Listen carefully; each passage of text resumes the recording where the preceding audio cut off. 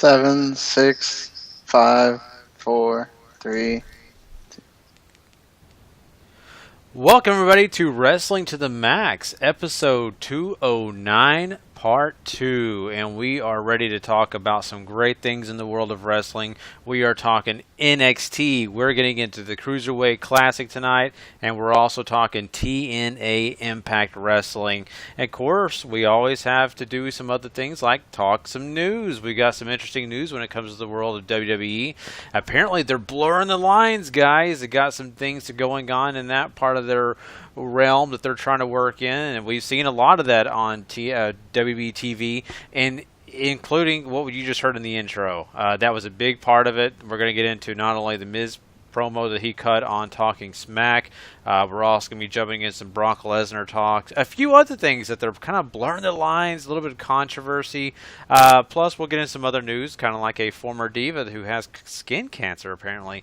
So, some kind of interesting news to get into today. Plus, we're going to crown a Superstar of the Week, which I can't wait to do, because we just got off a big week of wrestling champions, if you want to say it that way. Lots of different promotions, had championship changes, and had some interesting things go on. So we are going to have a very interesting list for you guys at the end of the show. Plus, we're also going to really quickly break down Triplemania. We're going to give you a preview of that show, kind of give you our ideas from predictions for it. So a full one, guys. I mean, a full show for us. I'm your host, Gary Vaughn. Of course, I'm with my other great co-host, Mr. Paul Leeser. Yo. And, of course, the producer and, of course, co-host, Sean Garmer. What's going on, everybody? And today, I mean, we've got lots of wrestling stuff, guys, but, I mean, I want to jump into one thing really quickly. And, Sean, this is going to make you kind of sad, I think, maybe, and then again, kind of really interested. You know, we do a lot of things during the week. You know, we do a lot of watching wrestling and a lot of different things. But, you know, this week I had a personal project, and I work with a college and career group. And so I actually went to the University of North Texas, which I know Paul's very familiar with, and of course, Sean, you actually, spent several years there, a few actually, and so me and you know the university's union. Do you remember the union pretty well? Yeah, I know the union. They destroyed it, brought it back up, made it brand new. What you remember is nothing like it was. It is now a mall. Wow. No doubt. I walked in there today, and it is a complete mall. I mean, I swear I walked by this big UNT banner, and it looked like I was walking past Banana Republic. So it is amazing the way things change over time. And now I feel extremely old just because this is taking place. I'm in this group of young people, and I just feel ancient. So if you hear me kind of depressed a little bit tonight, you know that I'm just realizing I'm not young as I once was, and feeling bad about it, Paul. I went to University of Texas at Dallas, and since I've graduated, they keep adding onto that campus, and it's ridiculous how much this used to be field. It's not that anymore.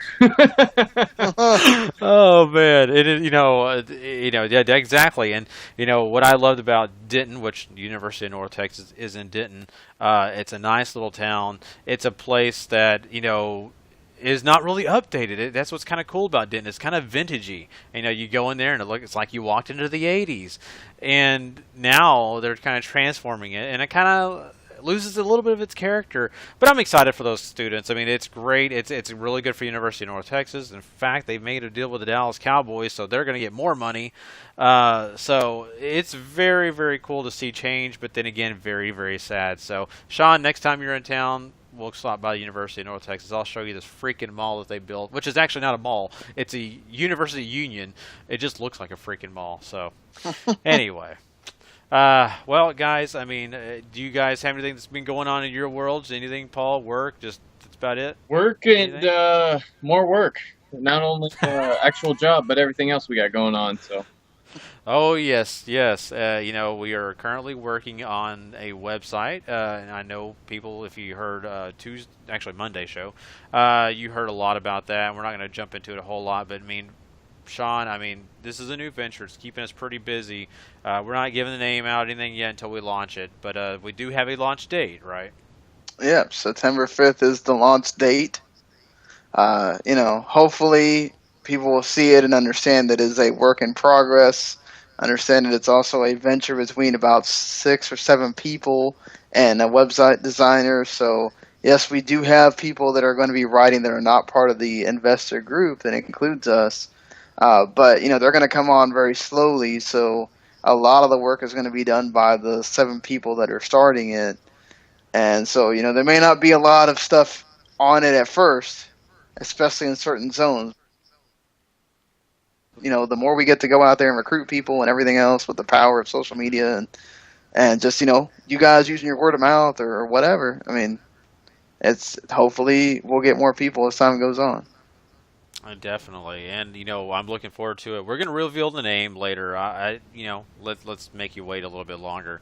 But what I love about this is going to give us an opportunity to meet a lot of new people, and for other people to get a chance to get the word out about how they feel about things. And if you currently love watching wrestling, or you love video games, maybe you love entertainment, maybe you love TV or movies, and you just say, man, I wish I had a place where I could review because I have a lot to say, you need to hit us up. You can find Sean Garmer, find him on s.garmer, at gmail.com.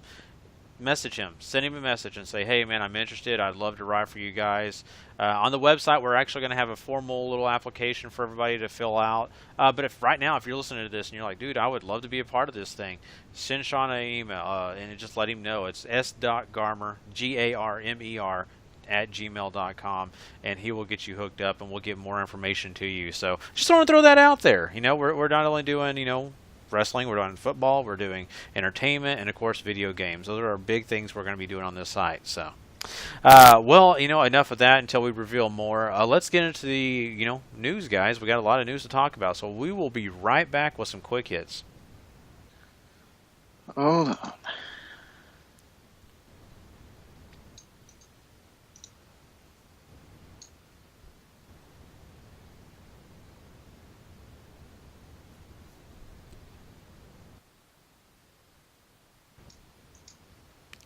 All right, guys. And, we loved that promo that Miz cut. I mean, it was something special. I mean, Sean, I heard you talking about it on our SmackDown review this week, and you were giving lots of details about it, and really just kind of excited about it. And I know Chris Limsky called in and kind of talked about it himself. And this was something that I kind of really loved, and it's a reason to watch Talking Smack.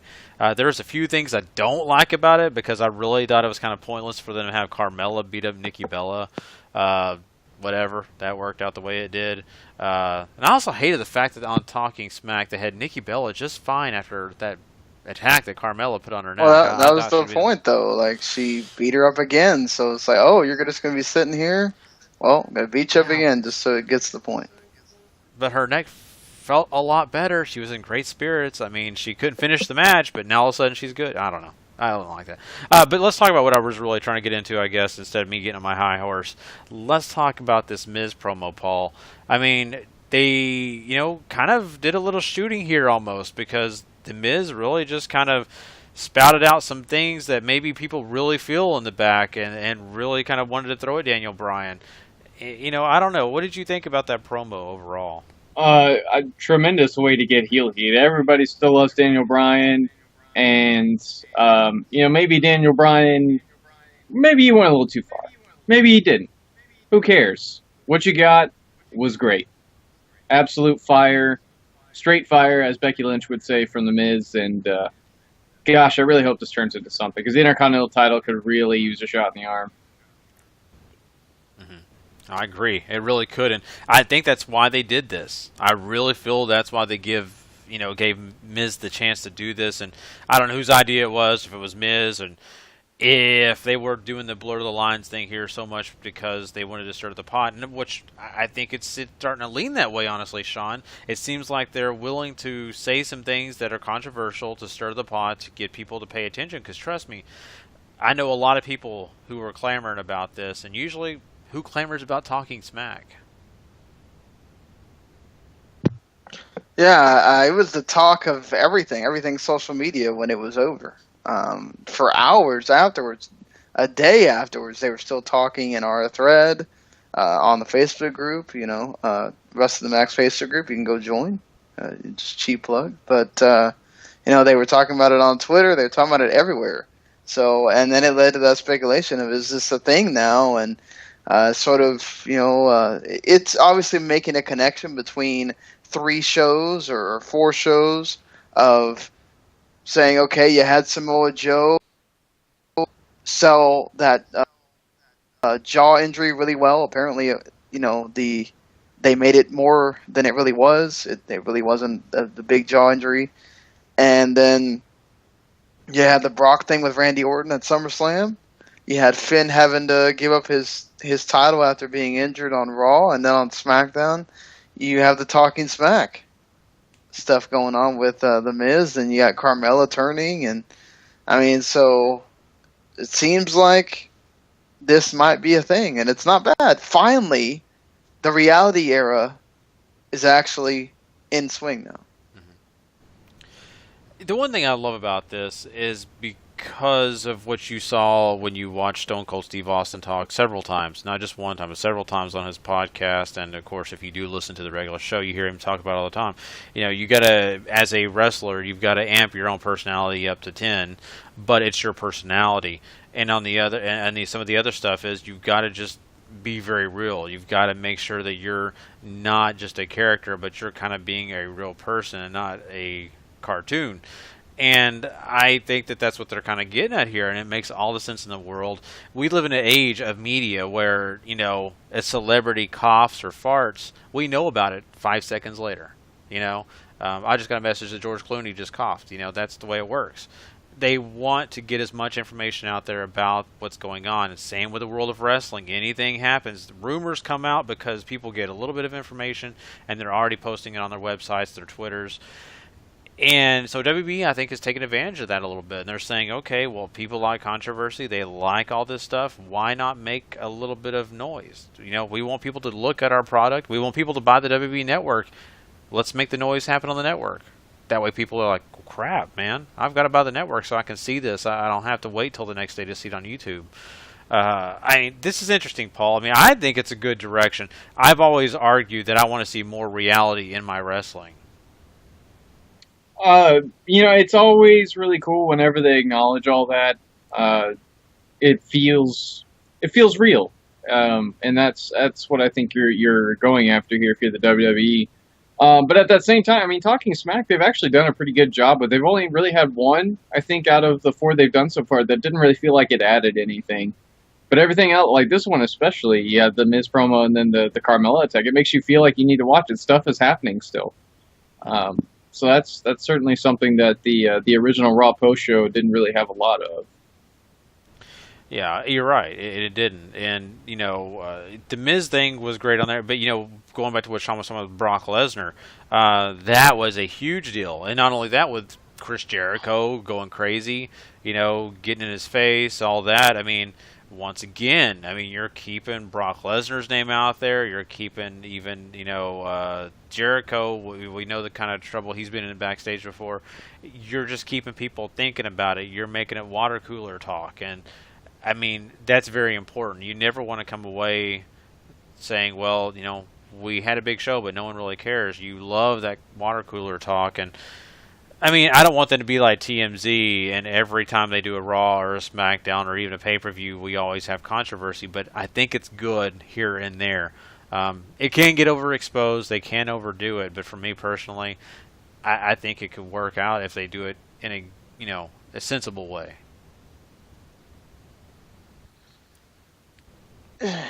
Yeah. It's all about, exactly like you said, it's how you do it. And not overdoing it, and not also making it to where you got to make it seem real without going overboard and making it a stick. Mm-hmm. Like, oh, well, now everything we do is going to be this. Because you can't do that either. You still got to have a mixture of what you normally do, and then you got to find the right moment to put that in. So I think they kind of sort of got a handle on this. It's going to be interesting to see what they do going forward, and who it is that's going to be kind of pestering, if anybody else going to be pestering Daniel Bryan, and anything else with this. I mean, word going around now that WWE may be considering, or at least they're not opposed to the idea of Bryan wrestling again. Seems so weird. Yeah. Very mixed feelings because you took him out for a very obvious reason, and from everything that we ever heard, it sounded very valid because he was losing feeling in his arm and he never quite got it all back. I don't know why you would want to risk all of that going forward. You know, my thing about it is I get it. You know, you want to have the fans still think, oh man, there's a possibility, there's a chance, it could actually happen. Daniel Bryan could be back in the ring. But when we go back and look at just that, Paul, the medical history, the facts that came out about why doctors would not clear him, it's really based on the fact that it was so dangerous to his health for him to come back. The guy had seizures, post-seizures from his injuries. That's nothing to play with. I mean, you're talking brain damage. And that's not, good for not only him but for his family, and of course, anyone involved with that. And that's, I think a sad situation, and I don't want to take a lie to that. But on the other hand, I get it. Fans want Daniel Bryan back. I want Daniel Bryan back. I don't care if it's in a bingo hall either. I mean, come on.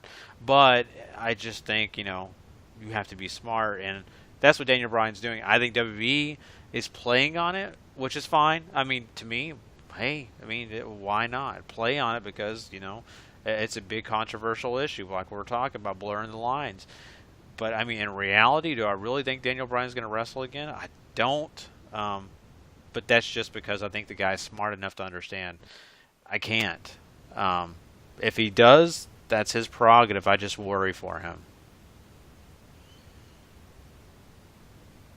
So I don't know.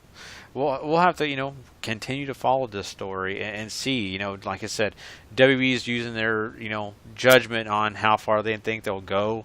But hopefully, if he's really not in good shape, hopefully they won't be taking that risk of putting him in danger. And I don't think that's going to take place. Lawsuits and all that stuff will happen in the future if they do. Let's talk about someone else who's in a situation that's not a lot of fun, and I really feel bad about this. This is a former diva, and she was a part of the roster for a little while, Michelle McCool. If you don't know who she is, you may have seen her on Facebook or Twitter. She's the wife of The Undertaker. So you may have seen her if you've never actually seen her in the ring. But she actually has skin cancer, and so this is a kind of sad news.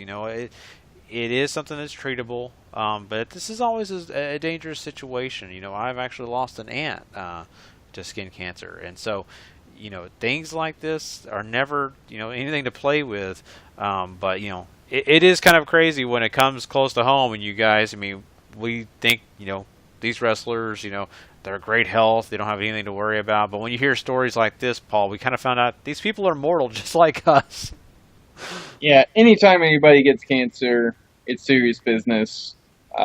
Cancer is just absolutely nothing to play with. It's never a good time. It's as many times as I've heard it described to me, it's a shit show. So hopefully she can kick its ass and get back to living some life. I agree 100%. And Sean, it makes you wonder. There's a lot of things you have to do to take care of your skin.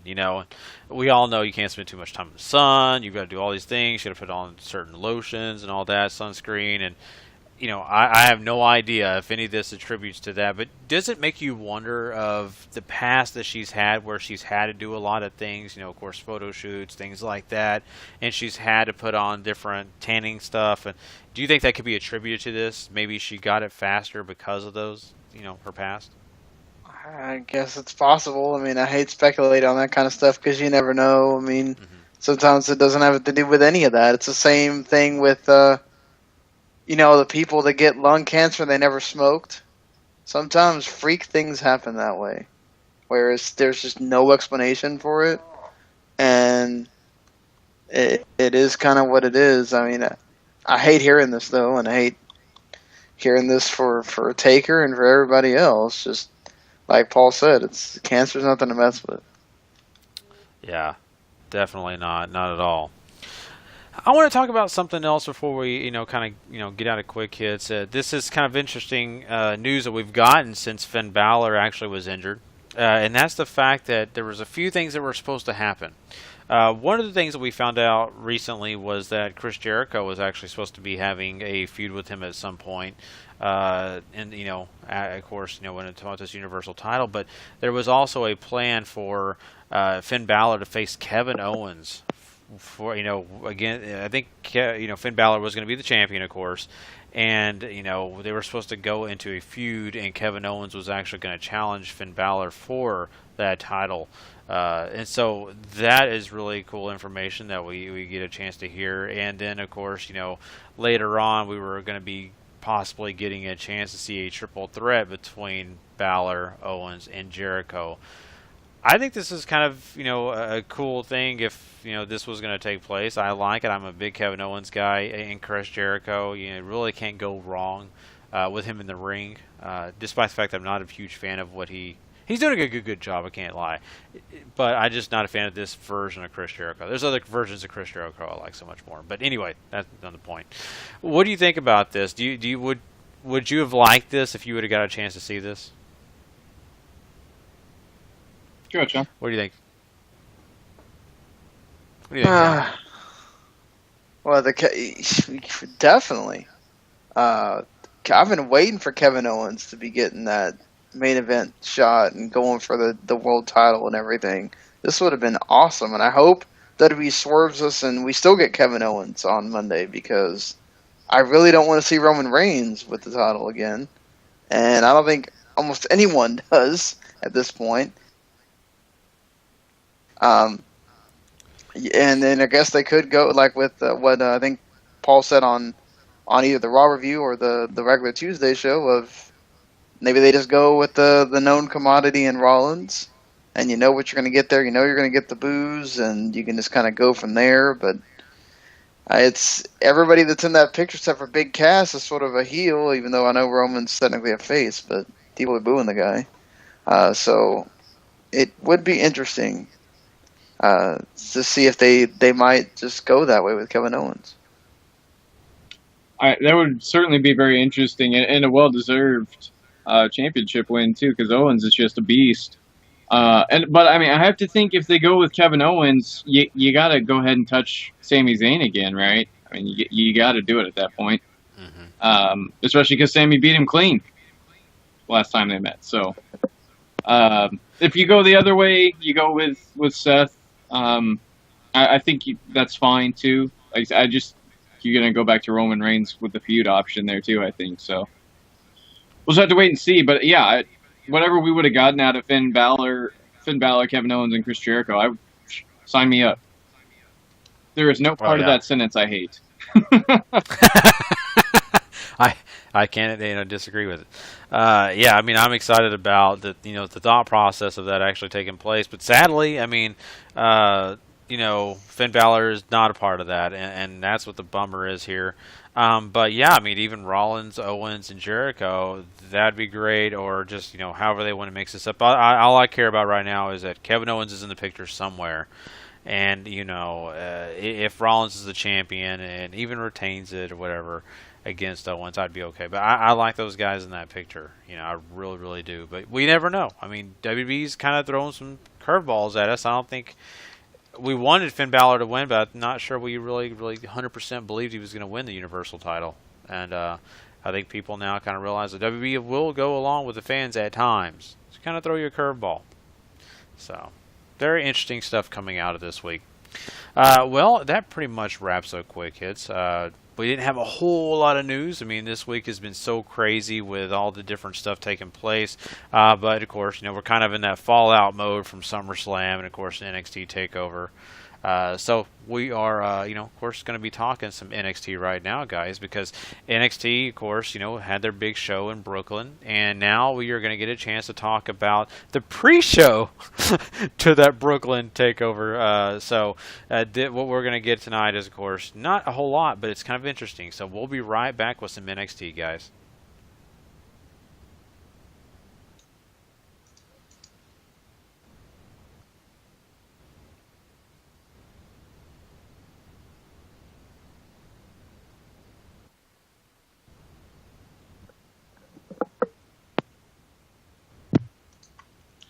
Yeah, NXT. Like Gary said, a lot of NXT this week was sort of recapping what happened at Takeover, or you get some interviews with a few of the guys. You did get Ty Dillinger against Wesley Blake. I mean, this was what it was. Ty was hella over. They were chanting 10 till they couldn't anymore. That's kind of what I got from this match. Yeah, and of course, I mean, this is I'm pretty sure this is probably the first match they had on the card, go leading into Brooklyn, the Takeover special. So I think that's why the crowd was probably so hot. But Ty Dillinger's a great guy, and I think he's a great worker. So he deserves it, man. I really do. I feel like he deserves some of that praise, and I think you got what you kind of expected out of this match. And pretty decent. Yeah, I mean, it wasn't anything special, but just the crowd interaction with Ty, and not only that, but all the 10 chants followed by Blake's a zero. That's going to get a chuckle out of me. I love it. Yeah, you do get a Bobby Roode promo where he talks about being glorious, and because he is, and that he's late for a dinner date with some Fortune 500 guys and everything on Madison Avenue, so he needs to leave. But he's here to continue to make NXT bigger than it is. Yeah, and that's what Bobby Roode do.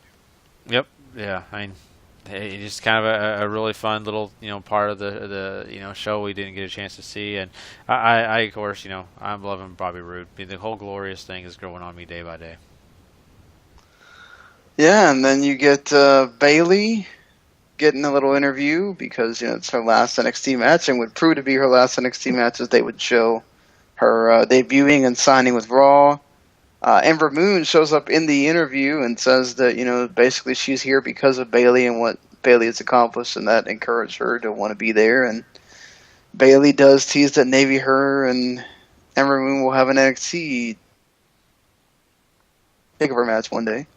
We'll have to see if that happens, but a goodbye to Bayley. Sort of, I think, a passing of the baton here for Ember Moon. Like, well, you're the babyface now. Here you go. Here's a hug to leave you with. Yeah. No, I mean, it's cool. I think it's neat because they didn't get a chance to do that in the ring. So this is a good opportunity to kind of slide that in. Yeah, certainly. And we find out that we'll see Nakamura at some point so that he can celebrate his title win and tell us all about the victory. And, of course, what we will get from Samoa Joe, who knows? But probably the best thing here as far as the promos go is the Revival getting interviewed and talking about how, look, we'll take on anybody. Bring anybody from WWE, we'll take them on. We're the best tag team in the world, and, cling them, because they are. And I love that. I love the fact that they are not bashful about, look, we're going to hit you, we're going to win, we're scientifically proven, it's all good, They're the top guys. Well, heck, they should feel like that after that great match they put on at TakeOver. And, once again, I mean, I love these guys. I think they've got a lot to offer. And, this promo is just another proof of that. They're not just that good in the ring. I think, man, they do a pretty darn good job with the mic, too. When a tag team that you think is the greatest in the world calls themselves the best in the world, it's so nice to see that reality sort of sink in. We talked about reality era earlier. This is it on full form. They know how good they are. And then we go into the final match with the Authors of Pain and TM61. TM61 came on like hot fire, but you kind of knew what was going to happen here. Authors of Pain were going to lose in this match, and they didn't. And win in about 7 minutes or so. There you go. Yeah, nothing too special. I mean, you kind of thought that was going to happen, right? Because TM61 is a high-flying, just a really athletic team, and they were going to get theirs. But at the end of the day, the Authors of Pain are indestructible at the moment, if I could say it that way. They seem to be that way, and of course Paul Ellering on the outside, just directing traffic. I love this right now, and trust me, I think the world of TM61. They've impressed me from what I've seen, but this is another realm. These two guys are definitely bulldozers in the ring, and right now I don't know who can beat him. We'll have to wait and see, but I mean, kind of told a little bit of a story here. I kind of wish the Authors of Pain had a bit of a better finish. The lariat Russian leg sweep thing doesn't. I mean, it's impactful. It just doesn't. It feels like they should be do something bigger, Mm-hmm. Yeah. Maybe like. I agree with you. I agree with you. It doesn't feel like. I mean, you get their speed with that. I think that's what they're trying to push. That they're big guys that are fast. But I don't feel like you're getting the power from the Authors of Pain. Like, I'm not going to be scared of that move. Yeah, I get you. I'm right there. Yeah, I mean, I think they're a team that, if we're going to take a page from Paul Ellering kind of remaking a new Legion of Doom, then let them paint their faces, because they're so baby-faced to me. They don't look scary at all. Yeah, the problem is, though, you let them paint their faces, it's Ascension 2. Well, you just don't have them be blatant ripoffs. Yeah, I agree with that. And I think you could find a way possibly to paint their face to make them look a little bit more intense, and if they're fine right now, I get the babyface thing, but at the same point, I mean, they're such a big menace until they're facing someone who could defeat them. Right now, they are the bad guys, You guys a fan of their names, Occam and Razor? Reminds me of Ninja Turtles. So I'm okay. Some bad video game name. Yeah. Yep. Like, I don't know if they're trying to make the pun off of Occam's razor, but I don't know if they are the simplest explanation. Now that you mentioned that, it could be that, honestly. Would not be surprised. Yep. Somebody just comes in and goes, how about Occam and Razor? Oh, Occam's Razor, what? Yeah, that sounds good. That's NXT, basically. Yeah. And, of course, once again, I mean, it's a good follow-up show to the NXT TakeOver Brooklyn 2. And those matches were all from the pre-show, so, you can't cry that you didn't get a chance to see them. You did. So let's talk about something else that happened on Wednesday night. Let's talk about the Cruiserweight Classic. And, of course, we had another round, of great matches to talk about. And, of course, this will finish out this actual round of the Cruiserweight Classic, and so we can go to the next one. So we'll be right back with that. I do not have the music queued up for that right now, so we'll just Run with go with no intro here. Not going to complain, though, getting right into these matches. Man, they are all very good to great to fantastic, all everything you want them to be. Rich Swann and Lince Dorado kick it off. It is the flippy Rana doing flying stuff match that you want. Just absolutely insane, some of the stuff these guys are doing. Man, these fans are freaking white hot for Rich Swann. He looks like a star every time he walks out there with the music, the fans chanting for him, singing his song. I mean, just amazing. And, Dorado's supposedly already signed, so it's going to be exciting to see him. Yeah, I mean, Lindsay's he's a great talent. He really is. He lacks a little on the promo skills for me still, but in the ring, you can't touch him. He's an incredible worker and really come a long way since I first seen him in Para. Rich Swann, sort of the same. He's a guy I've seen come up through Evolve and all these other promotions too, and this is as over as I think I've ever seen it. Like the dude, the dance, the fun act, and just the incredible amount of leaping ability he has. And these guys went out there and absolutely killed it. Yeah, and they came out 100 miles an hour, it felt like at times, and man, I was winded watching it. I had to go get a drink of water and sit down for a break. So, I mean, just athleticism showcased here, speed, just perfect balance. I mean, wow, these guys, like, it's amazing the way they can flip and just land on their feet. Uh, they made it look so easy. They really did. So, I mean, I just was happy with the match completely. And, like you said, Sean, this is something where, I mean, the crowd was so hot for Swan. And I think that's, a great thing. I mean, he did a lot of good things here and kind of won me over a little bit, if I could be honest with you a little bit. I always liked the guy, but I just saw that next level that he can reach. Oh, certainly.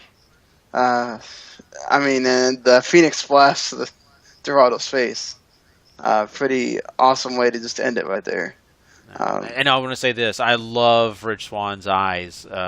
Once he saw Dorado land on his feet with one of those flips, he just wide-eyed. Oh man, that was picturesque. I loved it. Yeah, so I mean, the reactions he has are pretty awesome to that, Yeah. and the commentary is able to show that really well too. Um, we this is gonna be weird now. If they go with some of these guys that we're hearing Ibushi and Sabre Jr. are not going to sign, would they have, say, a Brian Kendrick beat Ibushi? Would they have? I don't know who's supposed to face Sabre Jr. next, but would they have him lose in that round, or would they have him go on? That's going to be interesting now because it seemed like we were going to have locks of Sabre Jr. and Ibushi, and now it doesn't seem so certain with all the things going down and how well some of these other guys are performing. But let's not take away from what we get in the Zack Sabre Jr. and Drew Gulak match. Submission styles clashing and going at it, and man, this does not disappoint. Just so much happening here. You think, okay, look, they're not flying around. They're not, just throwing each other everywhere and stiffing each other everywhere, but that, except for the one time they had the big old slap sequence, and that was amazingly awesome. And good God, Sabre, you're taking that one slap. Huh, wow. And yeah, it just shows how good these two guys can be when you have styles that match up like that. I have a feeling that last slap that Zach sold was in no way an act at all. Yeah, these guys they put on a clinic, an absolute clinic. They show pretty much every different painful way you can stretch a human being in about 10 minutes. It's really fast paced. If you're not into technical wrestling, this is technical wrestling on steroids, really, because it's so fast and smooth, and it really keeps you entertained the entire time because you're already wondering once a guy gets slapped in a hold how he's going to get out of it until finally Drew Gulak doesn't get out of it. Once again, they make that look so easy. I mean, they're just so smooth, like you said, and I couldn't even start to tell you how to do all that. But man, I mean, I did enjoy it for that reason. They made it look so great, and I was hurting watching some of this. I forget what the hold's called, but where Sabre had his arms pulled all the way down the behind his special. back. Oh, yes. That was nasty. That his just shoulders made about me to pop right out. Oh yeah, Oh. no. Oh man, so yeah, I mean it got pretty gross at times, but at the same time it was very fun to watch, and I think it's kind of interesting that Sabre did win, especially like you said, Sean, about if the possibility of him not signing, how far are these guys going to go? Yeah, I think they're just waiting. I mean, I don't know what Gulak's status is with WWE or whatever, but he's obviously a big time involved guy, so he's not going anywhere anyway. But with Sabre, he said he's got things to do. Same thing with Ibushi. I'm sure they're just waiting for further in the tournament so that it means more that they lost or whatnot. I mean, Kendrick beating Ibushi, I don't think is a total. I don't think I did think it was a total that's not happening. Now as he's progressed through the tournament and the way that they've booked him and his story and everything, I don't think it's a total long shot that happens. I won't call it a long shot. I do think that doing right by these guys, even though they're not going to sign with you right now, is still a smart way to go about doing business. Even if they make it to the semifinals or the finals, is actually Ibushi and Zack Sabre Jr. for whatever reason. It's still, if they're planning on doing this yearly, you can have their losses carry over to the next year whenever, if you bring them back. There's a lot of different ways to go without them actually signing, but I still think letting them get to the semifinals or something like that, or get criminally close, like one of them makes it to the finals and loses to somebody else, like a Rich Swann or a TJP. I still think you're doing right by them, letting them go this far. You don't want to burn that bridge. Yeah, definitely. You don't want to burn that at all. And you also want to have a way to encourage other indie wrestlers that you have an eye on to come do this as well. And so, I mean, it's, they probably have a formula going here that they're going to go by, and it's going to be something that we may or may not understand. But I think in the end, it should be good. Yeah. And speaking of good, virtually great, you get TJP and Johnny Gargano. I loved Gargano's promo there with Ciampa next to him before the match, and then you get this match, which was all kinds of tremendous. You get a lot of mix of styles here, and TJP wins. I really think they might, now that they've announced TJP, I think we talked about this on one of the times we talked about that, but TJP might be the front runner right now. Definitely think TJP is probably your front runner. He's got, with this win, he's got Rich Swann in the next bracket, which is going to make for a really tough call on who goes over there. I think what you get here is just, you get the total package. Both of these guys, I think, are the total package. And just run around circles around that entire ring. It's awesome. The thing that I really like most about this, though, was that this was taped weeks before we got to TakeOver, and they already have Gargano selling the knee. And whether that was taped after NXT and put in and all this, whatever, I think it still speaks very highly to how forward they thought about not only TakeOver but to the CWC and how it's going to affect guys like Gargano, because he's selling the knee the entire time too. Yeah, you're correct about that. And that is something that is special, and I appreciate that. I like the continuity. But I think a lot of TJP. He's a great guy. I always enjoyed him, before he was even, just got to be himself when he was manic or suicide, whatever you want to call him. I always enjoyed him as in that role, and it's just nice to see him do well here. I really appreciate that. And both guys did a great job, but at the end of the day, TJ Perkins gets to walk away. Oh, I forgot to talk about this as an update for NXT. Shawn Michaels did work the NXT tapings that happened this week. So, first NXT tapings as a coach. Very cool. Still weirds me out. It still weirds me out that he's want to do that. I think it's very cool. I love it, but I just thought, man, the guy's so happy at his little farm, little ranch. But, maybe he sold it now, so he's got to figure out something else. I guess he's going to go hunting later and somewhere else. So that's cool, though. Very cool. Yeah. I hear you can go hunt in the swamps there in Florida. Yeah. Ooh. Good. Maybe he's bored of, hunting in Texas. Just be careful with the crocodiles and everything. Ooh, yeah. The gators. The gators. Oof, nothing to play with there. All right, guys. Well, that is the Cruiserweight Classic. Of course, we're going to have some big matches coming your way, of course, in the next round, and we're looking forward to it, and I know all of you are, too. Next round actually tapes today, 26th. Wow. Mm-hmm. That's awesome. See, I didn't realize that. That's great. So we'll know who... I mean, if you watch the spoiler, which I've actually kept myself spoiler-free, you'll know who's in the final on that September 14th show. Semifinals. Oh, semi. Yeah. Well, no. I thought it was just in the final. That special. Oh, okay. Cool. Wow. So, hey, if you're a spoiler fan, you'll be able to find him. If you're not, trust me, we're not going to spoil it for you on the show. So. Nah. All right, guys. Well, let's move on. We've got some TNA Impact Wrestling to talk about, and just to let everybody know, just in case you forgot, we were also talking Triplemania. We're going to give you a preview of that show, so don't worry, we're still going to do that. But right now, it's time to go and talk about Impact Wrestling. Hold on one sec. Oh, before we get into Impact, well, I guess let me play the music and we can talk about this.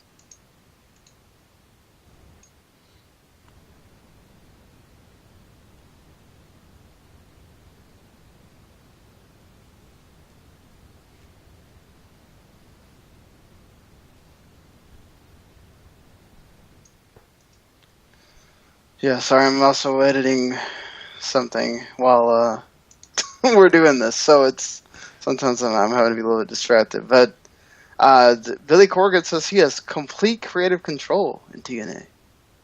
How do you guys feel about that? I know that good thing we don't have Patrick on the show because he would be going nuts right now at hearing that. But I think it was certainly on display on this show. I mean, I did not get to watch the show, so once again, I will just have to sort of walk the people through it, and you guys discuss this. It seems like the wrestling wasn't all that great, but EC3 and Galloway meet each other, and then Lashley wants to come out to do commentary for the number one contenders Battle Royal. Well, it's a Battle Royal, guys. I mean, can't imagine. It's just awesomeness. But Mike Bennett wins. What do you guys think? The Battle Royal is Battle Royal, with them playing up Mike Bennett and Moose and all that fun stuff. The Billy Corgan thing in this show that just really, like, EC3 and Galloway, they meet randomly at this, like, rooftop pool. They spot a bottle of whiskey, and they just drink and sort of, like, share their feelings with each other. It's very weird. You're right. It's very odd because, we go from... Aren't these guys building, like, some big showdown or whatever, and you're having the... They were main eventing the show against each other. Yeah. Yeah, that's weird. Like, these guys had gone from being, like, respecting each other to all of a sudden just hating each other, and now they're sharing drinks. Very interesting. That's a turnaround. And maybe Billy Corgan having full control. He's thinking to himself now, hey, since I have the book, I can basically say, I would rather these guys sit back and have a cocktail and enjoy themselves and just relax and be smooth. Maybe that's a very rock star thing to do. I don't know. But, at the end of the day, it was very weird. Very interesting that they would do something like that. But at the end of the day, it didn't bother me too much, to be honest with you, because I think this whole feud is kind of weird. Because I guess we'll get into it later, but I think at the point we were at during this point of the show, I never really thought Drew Galloway is a heel, and EC3, he's been a great heel, but right now he's a face. So they're in that gray area. Both of them are. So it's been kind of hard for me because I don't know who to root for, if you'll see. Right. So anyway. But I mean, I do want to talk about this Battle Royal because it was not anything special. I wish I could say it was. It's not at all. I do like we get further material on, Moose being pissed off at Bennett because Bennett, he eliminates him. So there you go. I mean, now, Moose is stepping up to him, yelling at him, and they're yelling back and forth, and Maria's taking the camera and pushing it down so you can't see the argument. So I like that. I like that's kind of a build to this whole. They're splitting up. They're not together forever. So yeah, I mean Wow. the really cool thing about the EC3 Galloway stuff. First, not only is it just a different way of presenting a build up to a main event, which I think they do nicely. It's just a very odd atmosphere to do it in. But secondly, they don't show me off camera sitting there drinking with EC3 in between takes. So I think it's so unfair that they don't. I know that they have to pay you when they show you, but come on, Yeah. guys. I mean, you got EC3's right hand man right here. Come on, really? just politics, man. Politics. It's Billy Corgan's still pissed at you because you didn't buy the last album. He's still... Well, write better music. Fair enough, Paul. Fair enough.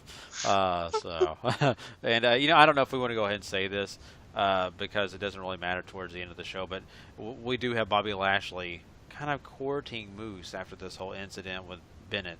Kind of interesting. Yeah, it is pretty interesting, honestly, with Moose and everything getting courted, but I think it's just a ploy for Lashley, just to mess with him. Just to mess with Mike Bennett, Not true. All right, so moving on from there, we go on with Matt Hardy, Broken Matt, as he has the number one contender's contract for him and Broken Brother Nero, and he wants to save the tag titles from Decay because I get it, Decay. So yeah,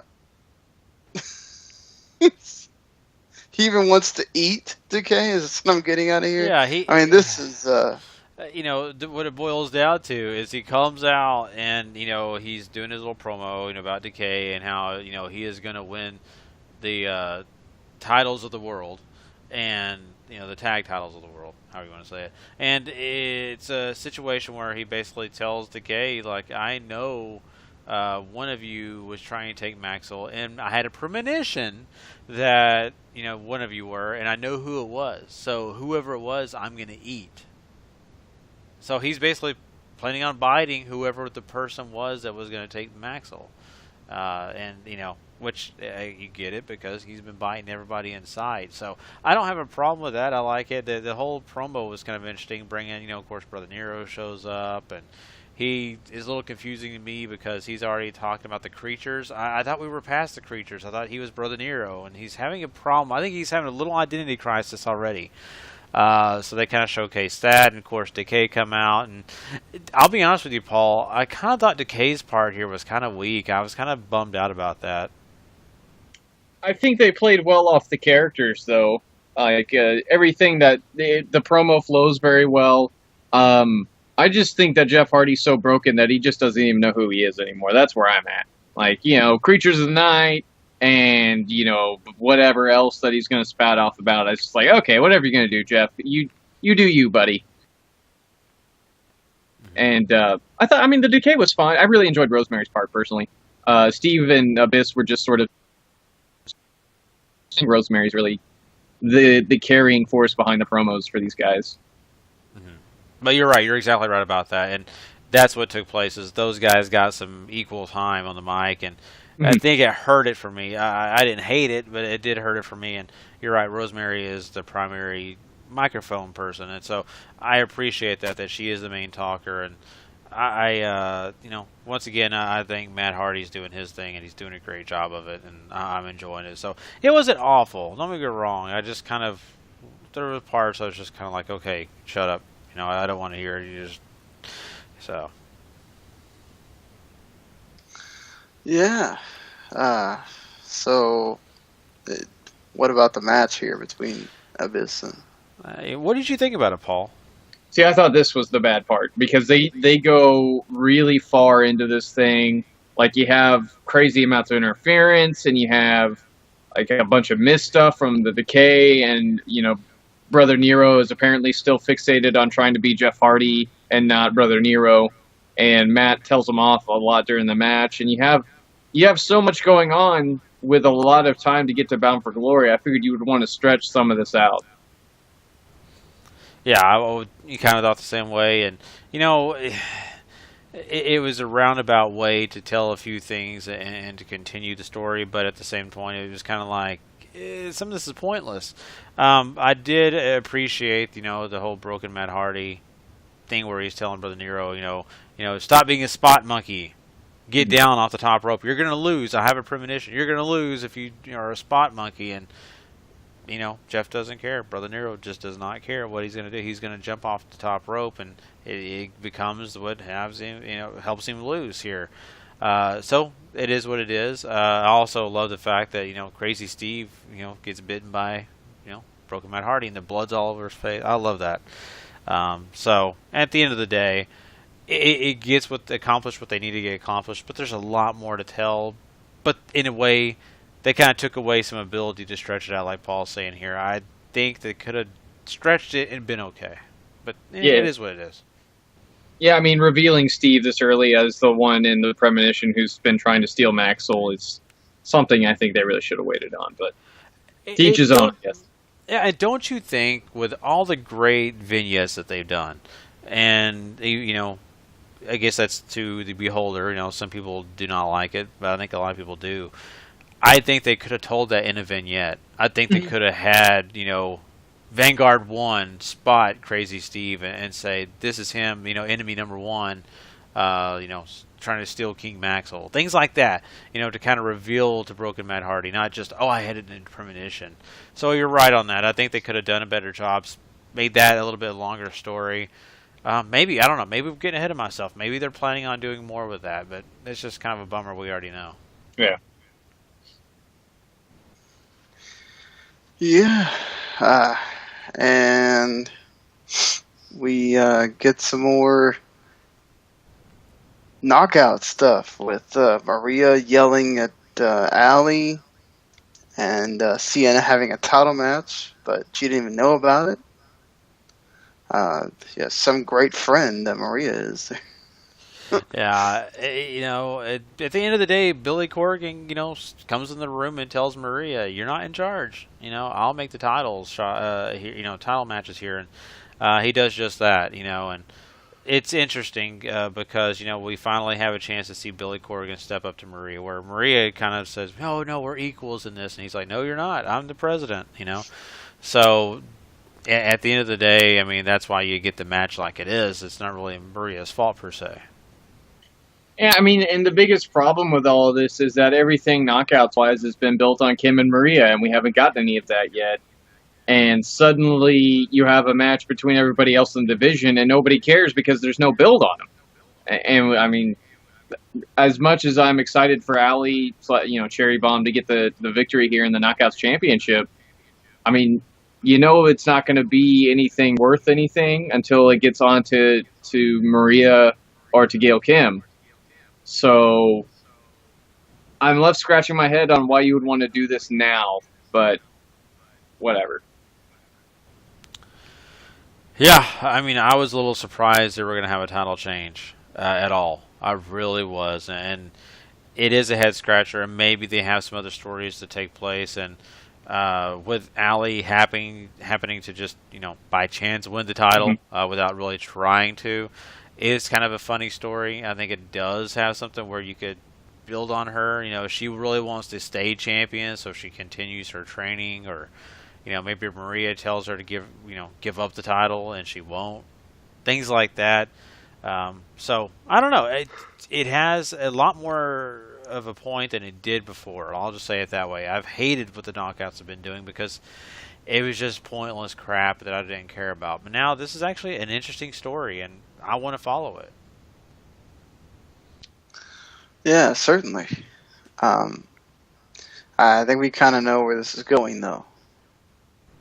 Yeah. I don't think Allie's having that title very long. I may or may not have hinted as to what's going to happen already. I just think it's pretty obvious. Like, I don't think you need any kind of to read spoilers. I think it's obvious where this is going. Right. As they do have these EC3 and Galloway 7 throughout the night. It ends with Galloway tossing EC3 into a pool. Always the way to get back at your friend. Let's have a fun tossing you in a pool. But once again, these guys are in a heated feud apparently, and then they're like playing pool tricks, and you got Galloway walking off smiling. Hey, you know what? At least it's not people just let's go in a ring and argue and whatever. Yeah, like we always see. I agree, but I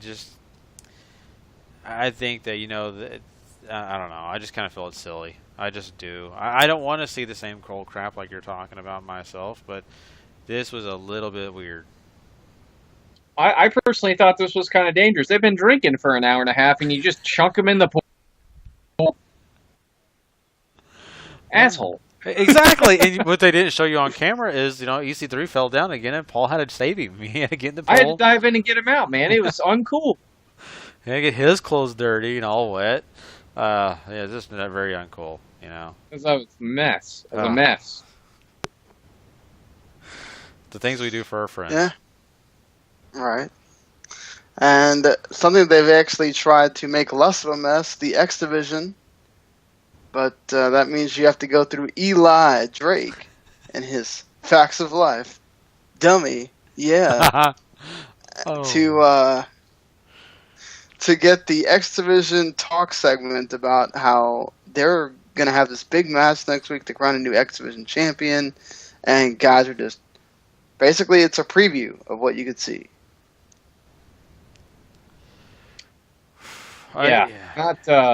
Not great in my opinion. Not only, I mean, the only fun part here is Spud, and that's because Spud has been just on a rampage. Not only here on Impact, but on Twitter. He's so funny, just because he feels like he's being shortchanged and all this stuff, and that comes across really well. And then DJZ's sort of becoming like the fired up lead of the division now, and then you have everybody else sort of just there, and I don't know, like, just throwing everybody into a match seems kind of lazy. Like, can we not build these guys some? Yeah, it is kind of weird. It is very lazy, and yeah, this whole thing was just a little lengthy. I'll say it that way. I get it. They got to highlight the X Division, and I think that's important. But the way they did it was kind of lame in a way. You have Rockstar Spud getting the mic and really cutting down Braxton Miller and starts cutting down everybody else in the ring. Telling them all what he thinks about them. Even I love that Mandrew is cut down though because he says, you're short, you're blonde, and you're British. That'll never get over. That was actually funny. I really enjoyed that. But besides that, it's the normal Eli Drake stuff. And at the end of the day, DJZ's the guy they want to look good, and that's kind of what happens here. Certainly. And the faster we can move on from Eli Drake, the better. As we get to the world title, the winner gets a world title shot match. After Lashley had already told Mike Bennett that I'm going to crush you. So no worries about Mike Bennett. It's going to be between these guys. Yeah, a pretty good match here, as you'd expect, between EC3 and Galloway. EC3 escapes his future shock and gets the jackknife pin for the win. And then here comes Aaron Rex, and he gets attacked by Galloway. And there we go, guys. Aaron Rex already getting involved in the storyline. Drew Galloway is pissed about what happened. And yeah. Yeah, and of course Aaron Rex is the one that counts the 1, 2, 3 as a special referee, and I guess that was enough to set Galloway off. That hey, was that really 3? And of course he's frustrated that he lost this big match, and he's already got the phone calls from Paul all week about how he's going to lose. I mean, I would be upset too. Galloway was a frustrated man, and he did what he felt like he had to do, I guess, and I guess this is a situation where he's healed now, or still in that gray area. I don't know, but at the end of the day, pretty good match here. It was a lot of fun. I love both these guys, and so it was a great main event. But now we know what's going to be happening at Bound for Glory, right? Aaron Rex and Galloway. Yeah, this is a really good match. EC3, I think, works really well in this. I mean, these guys, I think they have good chemistry together. And Galloway, after he takes the pinfall, he sort of feels slighted by Aaron, who he thinks, is continually in on that conspiracy maybe to hold him down or continue to do wrong by him. And so he attacks him. So, I mean, as you said, Gary, that's pretty obvious where they're going. It's going to be Drew Galloway at Bound for Glory for whatever. And, I think this is really good. EC3 and Lashley, we know that's going to be a great match. And I think Aaron Rex and Drew Galloway are going to do really well, too. Mm-hmm. I agree. So, yeah, I mean... That's TNA. Yeah, it is TNA. And, of course, we got one more thing we're going to do on the show, guys. We are going to talk some Triplemania. That's right. It's coming up, and so we are going to break down this card, kind of give you our ideas on who's going to win. So let's do this thing, guys. Yeah, I mean, it's not like I just have AAA music Well, running around here. and I will not be, derogatory and make things with my mouth. So let's go ahead and just do this. No, Bring down the let's card. not do any Speedy Gonzalez references or I anything. didn't say that, guys. That was Sean. Ah. He's Latino. He can get away with it. I cannot. Damn right. No, I'm joking. So, yes, we get the Triplemania on Sunday. Their WrestleMania, basically, I remember last year we reviewed it and it was the worst show of the year because half of it's because of production problems. But they will air on iPay-per-view again. It's going to be in the Arena Ciudad de Mexico, Mexico City. For $23, you can buy it on TriplemaniaPayPerView.com. Starts at 7 p.m. Eastern Time, and you can get it in English, Spanish, and Japanese even. There's some big matches, obviously, here. I don't know especially what if this is so this is in order. You have a Psycho Clown against Pagano, best of 2 out of 3 falls. Lucha de Apuestas, which means mask versus mask or mask versus hair, or this one is mask versus hair. What do you think, Paul?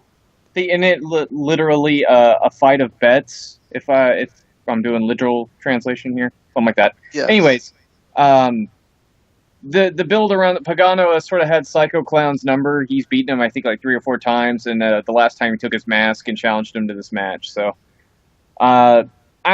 Psycho Clown. I don't know if they're ready to move on from that gimmick yet or not. So I'm gonna go with him. Yeah, I'm terrified of clowns, and so I'll have to go with the Psycho Clown because I don't want him to come after me. Go with Psycho Clown too. So we got the Apache women, Fabi Apache and Mari Apache, against Averno and Chessman. These guys are old as. And you get intergender tag team action here.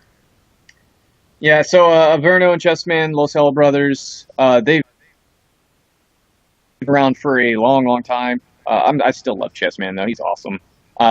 They won the tag titles last year and said that there was no man that could beat them, so naturally you have women step up in the Apache Sisters, and they're both really great. But Averno and Chessman have made fun of them constantly, made very sexist comments against them, and they ended up losing the tag titles at some point, but they finally agreed to have this match at Triplemania, so I'm going to go with the Apache women here. This just sounds tailor-made for them to win. Mexican people making sexist comments. Ooh. No surprise. Shocker. Oh, once again, I didn't say that, guys. That was them. Yeah, Apache women. Let's go with the Apaches. Pentagon Jr., your AAA Latin America champion, against Johnny Mundo. I don't know if there's any story behind this. Not that, at least there wasn't anything I could find, but it's insane at least how much Lucha Underground is coded all over this. I think that just speaks to how well it's done for AAA, at least as far as over here, whether you realize the connection or not. But you got to go with Pentagon Jr. There's nobody hotter as far as who's coming out of Mexico recently than that guy. You know what? I wish I could pick this match differently because so far we picked them all alike. But I've got to go Pentagon Jr. I love Pentagon Jr. I mean, he is the wind beneath my wings. So. Yeah, it's true. Gary can't go against that. I got to go with the champ here. I think he retains. So you have La Parca, El Elegido, El Zorro, Daga, Taurus, El Hijo del Pirata Morgan, the son of the Captain Morgan pirate. Not joking. Pimpinela, Escarlata, you've seen on the Lucha Underground, Mamba, Superfly, Hernandez, which is Hernandez, the guy that was in TNA for a cup of coffee and on a second turn, and then couldn't go back to Lucha Underground either because, he screwed them over. Australian Suicide, y Luchador de Sorpresa, which is like a surprise luchador, in a 12-man elimination match for the 2016 Copa Triplemania. And of course, I should remind you that the La Parca here is not the real La Parca. So, yeah, guys. I pick him if I've ever seen him because I have no idea who AAA's intent on pushing right now. So I'll take the fun pick and go Pimpinela Escarlata. Shoot. You know what? I'll go with Hernandez. You gonna go with Captain Morgan there? Oh, I shouldn't I? No, I'll go against the guy, even though he's not the same guy. A guy hated so much, La Parca. All right, fine. You go against that fake La Parca. Yeah, La Parca, just because. Why not? So you get Los Guerreros del Cielo, the Warriors of the Sky, and Angelico and Jack Evans. They are the champions, taking on Paul London and Matt Cross, of course, son of Havoc, and Drago and Aerostar against, and also the Los Fantasmas del Fuego, which is El Hijo del Fantasma, which is King Cuerno, and Phoenix, in a four-way match for the AAA World Tag Team Championships.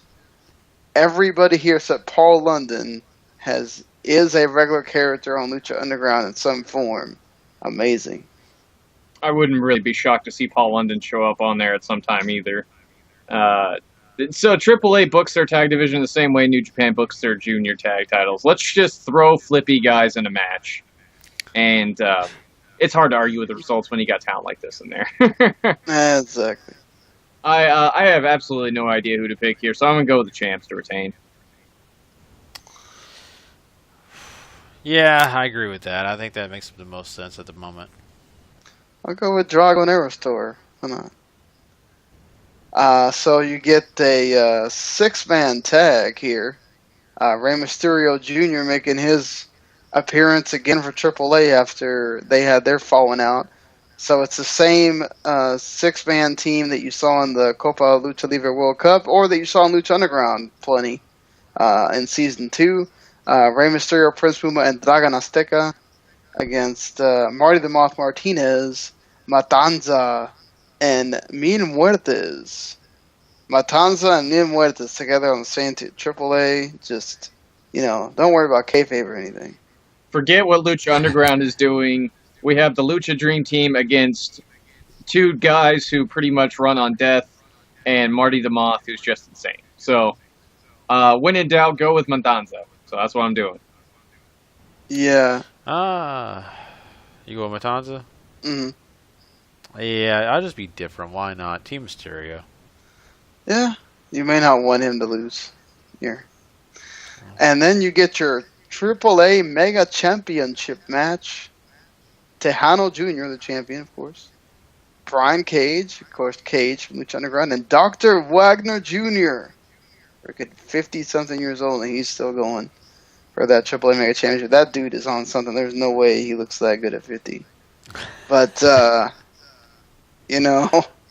he's rivaling Cage at this point for, best body. I mean, it's crazy.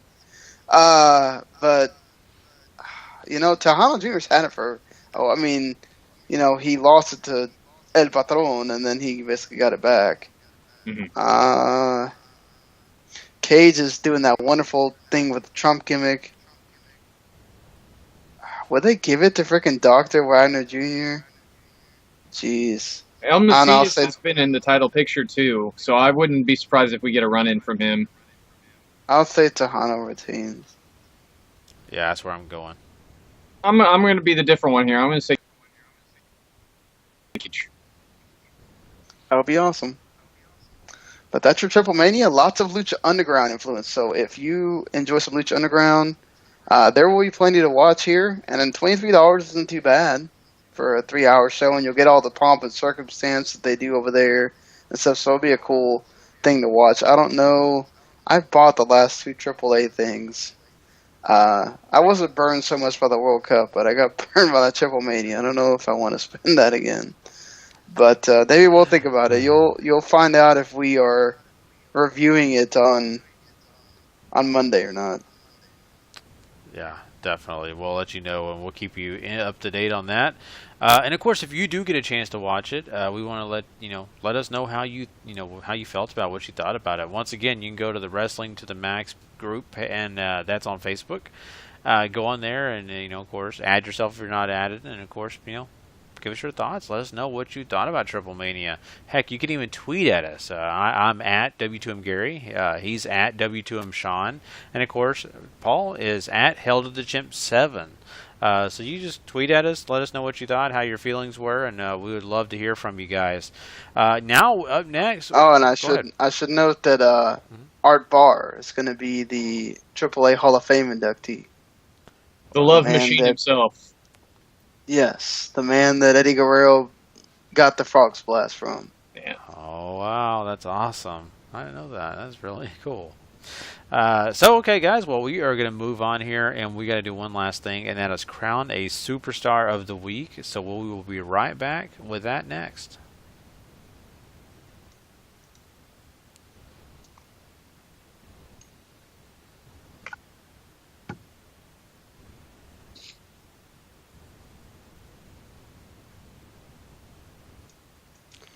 All right, guys. Well, here we are. We are about to crown a Superstar of the Week, and boy, was this a difficult week to choose people because we had so many different promotions doing big shows. Some title changes took place.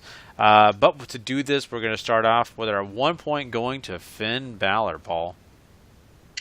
Yeah, first guy to win the WWE Universal title. A pretty fun match with Seth. The only reason he's so low, guys, is because of the injury, and he never really got a chance to run with it on Raw or anything like that. So, unfortunate, but at least Finn gets the point.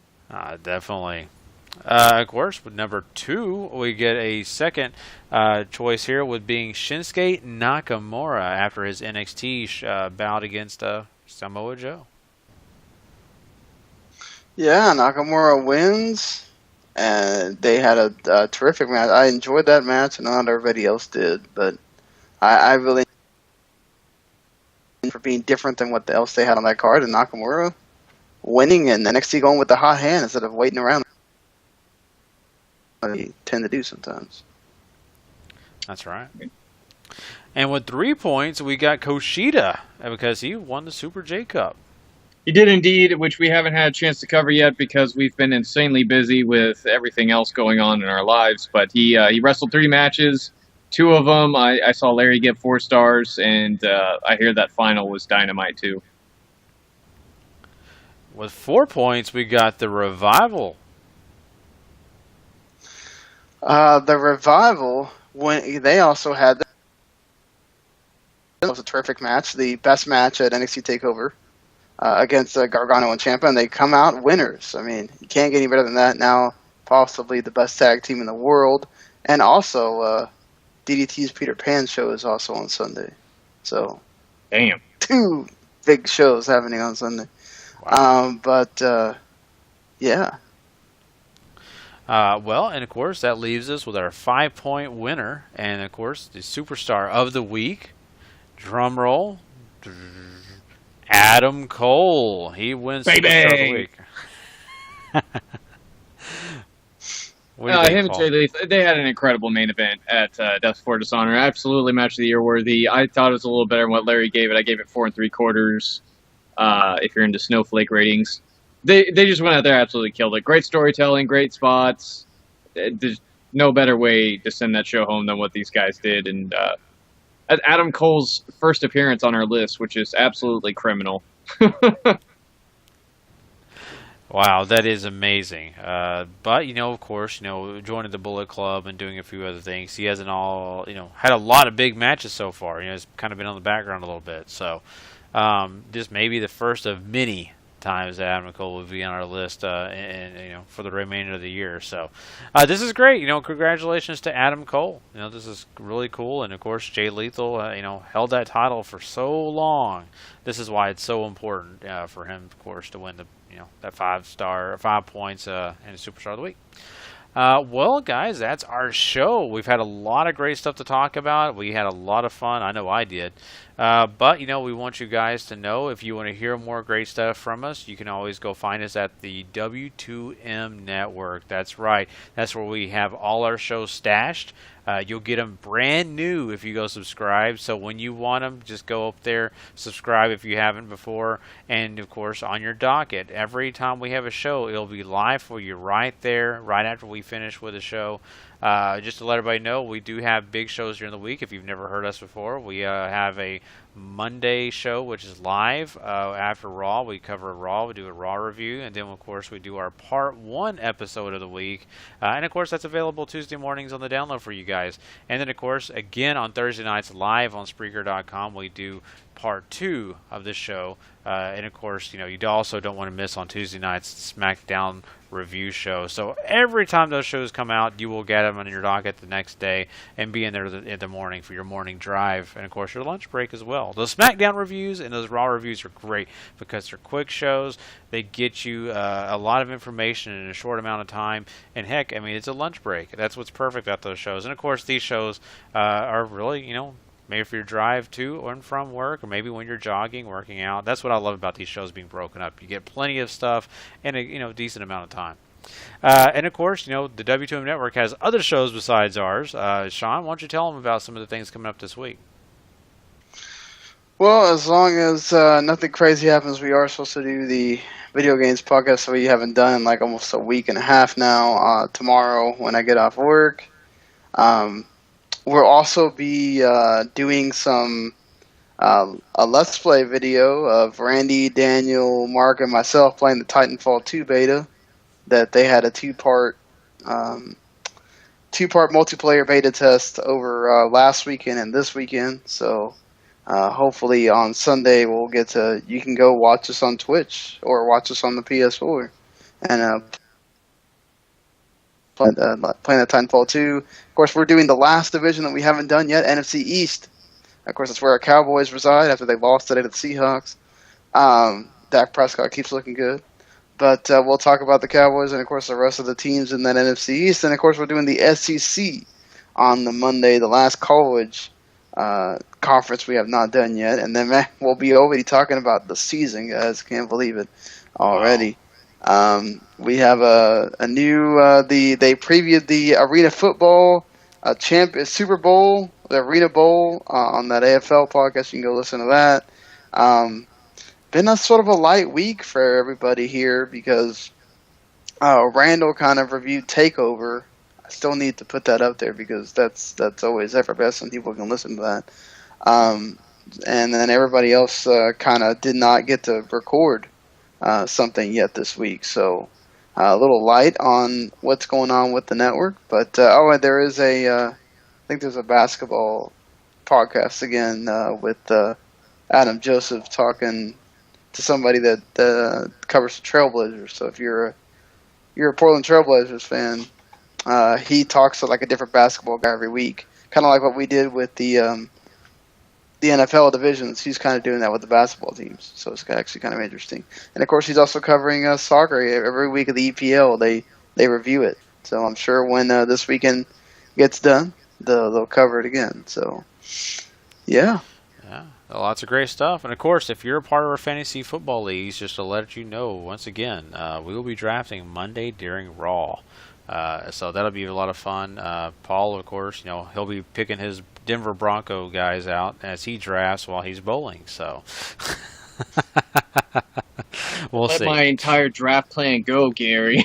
I ruined it. Oh, sorry. So you got to be careful about being a homer. I understand. Trust me, it's hard for me. But anyway, guys, thanks a lot once again for checking out the show. We appreciate everybody who does. And of course, we'll get a lot of great content coming out to you next week. But until then, if you're not living life to the max, not living life at all. You know it. Please. Later.